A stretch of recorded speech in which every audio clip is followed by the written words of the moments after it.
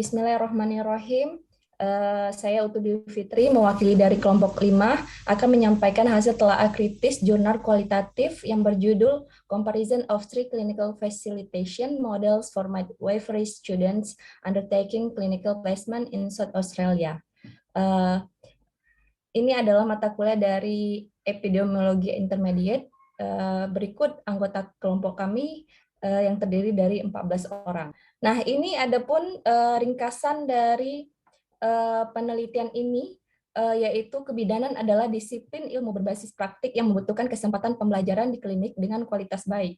Pada 2002, beberapa universitas di Australia mengimplementasikan pendidikan sarjana kebidanan dengan mahasiswa yang tidak memiliki latar belakang pendidikan keperawatan.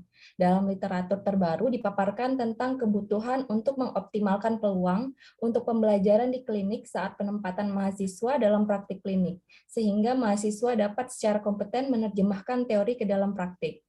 Hal lain yang disoroti adalah lemahnya kolaborasi antar universitas dan instansi tempat mahasiswa berpraktik. Berikut tujuan penelitian ada 3, yaitu share model, hospital seconded model, dan university contracted model. Berikut adalah metodologi dan kelemahan metodologi. Penelitian ini merupakan penelitian evaluasi dengan sequential mixed method. Fase 1 meliputi self-diary report yang diisi oleh fasilitator klinik dan e-survey yang dilakukan kepada mahasiswa dan bidan. Paper ini menjelaskan tentang fase 1 dari penelitian ini meliputi self-diary, e-survey, dan survei pada bidan yang bekerja bersama mahasiswa selama periode praktik klinik. Kelemahan dalam jurnal ini yaitu hasil yang diperoleh baik secara kuantitatif maupun kualitatif masih terkesan terpisah dalam interpretasi hasilnya. Berikut summary hasil telaah kritis. Critical appraisal dari jurnal ini menggunakan Mixed Methods Appraisal Tools atau MMAT 2016 dengan 17 pertanyaan yang disertai jawaban berdasarkan penilaian presenter. Adapun pertanyaan dan jawabannya yaitu yang pertama, are there clear research question?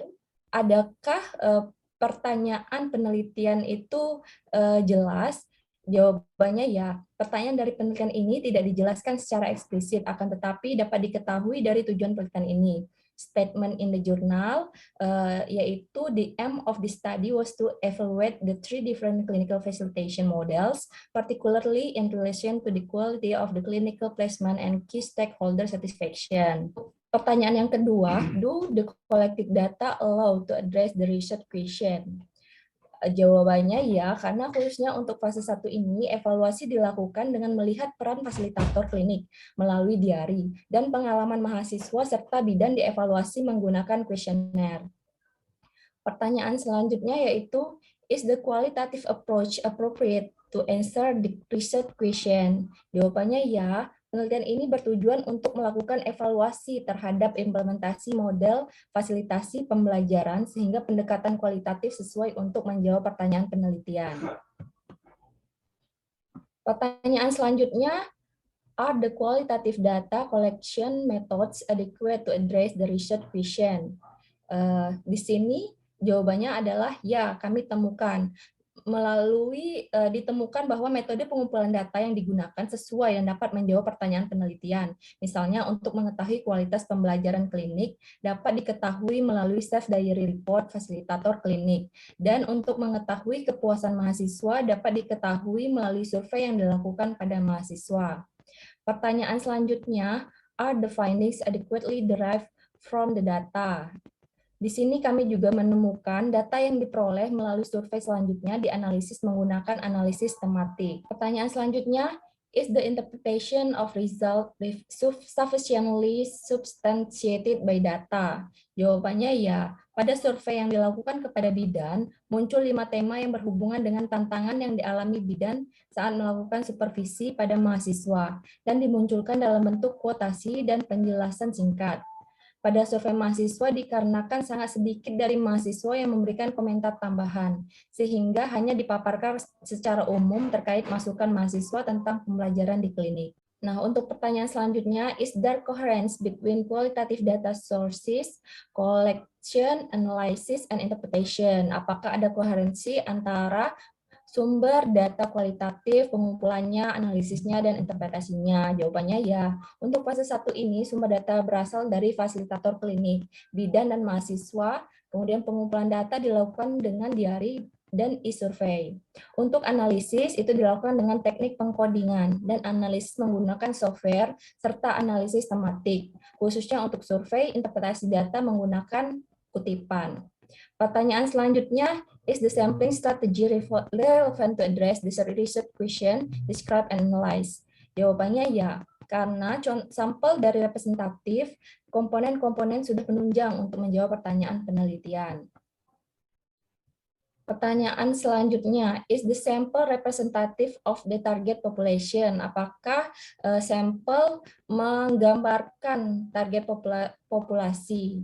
Jawabannya ya, ketiga komponen sudah bisa mewakili presentasi sampelnya. Untuk mahasiswa dari 2 universitas telah mewakili 61,7%, artinya lebih dari setengahnya. Untuk bidan dengan jumlah sampelnya itu N sama dengan 149 dari 5 lahan praktik dan 8 orang fasilitator klinik yang merupakan representasi dari ketiga model fasilitasi tersebut.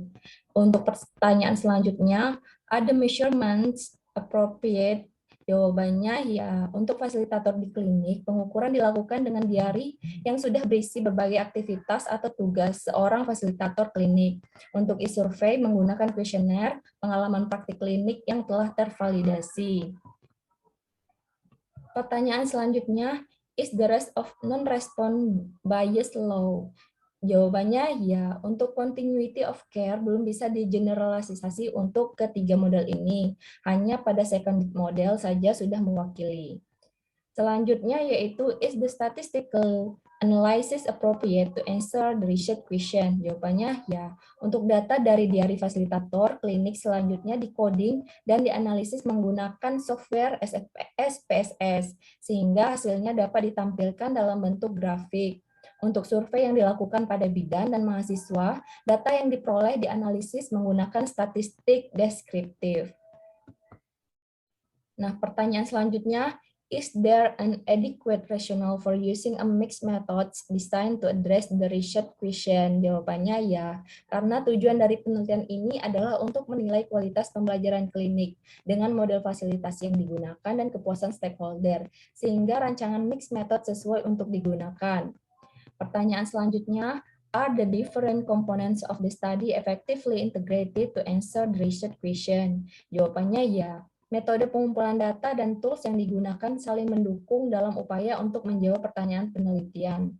Diary fasilitator klinik menggambarkan peran mereka saat praktik klinik mahasiswa. Sedangkan dari survei yang diperoleh, pengalaman mahasiswa dan bidan juga masukan yang dibutuhkan untuk meningkatkan kualitas pembelajaran klinik. Pertanyaan selanjutnya, are the outputs of the integration of qualitative and quantitative components adequately interpreted? Jawabannya can tell, tidak bisa disebutkan di sana. Antara hasil yang diperoleh baik secara kuantitatif maupun kualitatif masih terkesan terpisah dalam interpretasi hasilnya. Selanjutnya, are the divergences and inconsistencies between quantitative and qualitative result adequately addressed? No, karena hasil dari data kualitatif dan kuantitatif itu konsisten. Kemudian, do the different components of the study adhere to the quality criteria of each tradition of methods involved? Jawabannya ya, kualitas kedua komponen, kualitatif maupun kuantitatif, cukup baik dalam penelitian ini. Kemudian, ini simpulan dan lesson learned dari penelitian ini, yaitu peningkatan kapasitas clinical facilitation berkontribusi pada peningkatan supervisor dan pencapaian klinik mahasiswa. Shared model dapat dijadikan rujukan untuk fasilitasi pembelajaran di klinik dengan mempertimbangkan model fasilitasi yang lain. Pesan atau lesson learned dari penelitian ini yaitu untuk meng-hire CI perlu dibuat bagaimana prosedurnya, misalnya bagaimana dukungan yang bisa kita berikan terkait proses supervisi dan ketersediaan panduan yang sudah kita rancang, dan proses fasilitasi ataupun pembimbingan dilakukan sesuai dengan panduan yang ada. Untuk model 1, share model sebagai contoh di RS Sarjito. Mungkin itu saja paparan dari kelompok kami hasil telaah kritis jurnalnya. Terima kasih. Wabillahi taufik wal hidayah. Wassalamualaikum warahmatullahi wabarakatuh. Waalaikumsalam warahmatullahi wabarakatuh.